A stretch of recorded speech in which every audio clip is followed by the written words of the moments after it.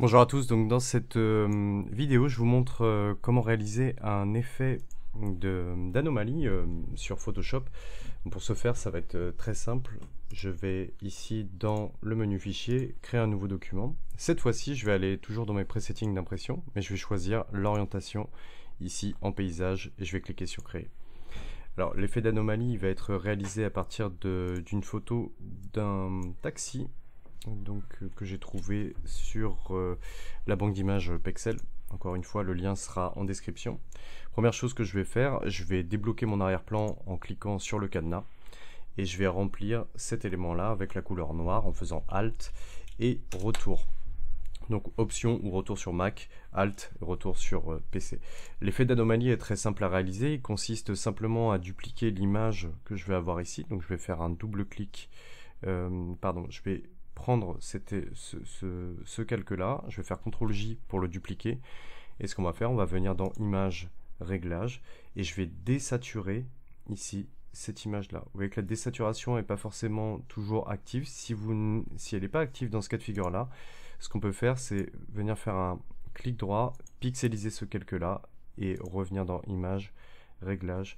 Et ici, je vais pouvoir désaturer. C'est simplement que je ne peux pas désaturer une image qui est un objet dynamique. Donc là, maintenant, le fait de l'avoir pixelisé me permet d'afficher cet effet-là.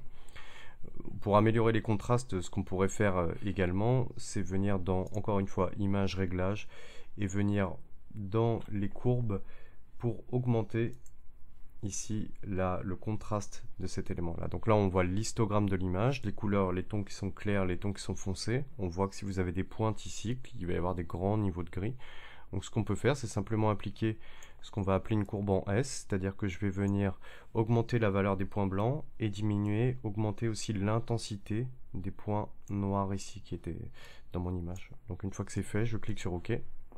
Donc on peut voir l'image que j'avais avant, l'image que j'ai maintenant. Pour créer l'effet d'anomalie, c'est-à-dire l'effet de focus, on parle aussi d'effet de tension en design, je vais rajouter un masque de fusion, donc en cliquant sur le petit drapeau japonais ici noir et blanc. Et dans ce masque de fusion, je vais donc venir peindre avec la brush, donc j'appuie sur B pour avoir la brush, je viens peindre avec la couleur noire. Alors là, contrairement à ce qu'on a fait dans les masterclass précédentes, ce que je vais faire, c'est que je vais prendre une petite brush assez dure, et je vais venir peindre sur le taxi directement. Et donc ce que ça fait, ça masque l'effet noir et blanc et ça laisse apparaître ici notre effet de taxi sur cet élément-là. Donc avec l'effet très sympa, si je regarde après de loin cet élément-là, je vais forcément avoir une tension sur cet objet-là, ce qui vous laisserait de la place ici pour laisser vos textes. Alors je vais rajouter un petit texte par exemple pour vous montrer comment je peux intégrer cet élément-là. Ce que je vais faire, je vais appuyer sur T, je clique une première fois, donc j'ai mon lorem ipsum qui arrive. Encore une fois, ce que je peux faire ici, c'est valider une première fois pour ici changer la taille du texte de manière dynamique. Je vais faire un double clic sur le T et je peux venir ici dans le menu contextuel en haut, changer la taille en glissant vers le côté droit.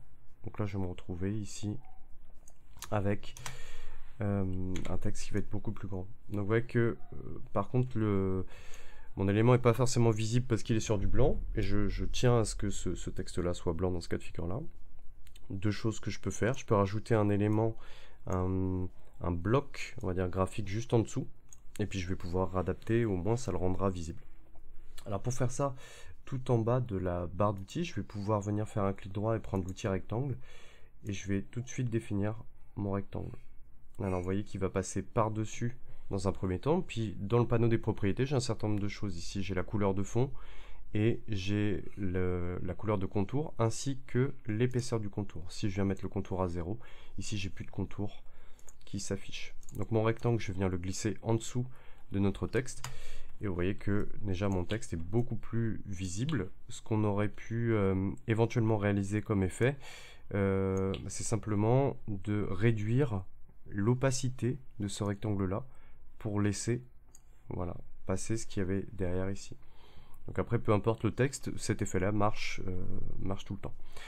Donc voilà pour cet effet d'anomalie à réaliser sur Photoshop. Donc j'espère que cet élément vous aura plu et qu'il vous aura appris des choses. Je vous retrouve dans la prochaine vidéo pour vous montrer un autre effet. Merci à vous.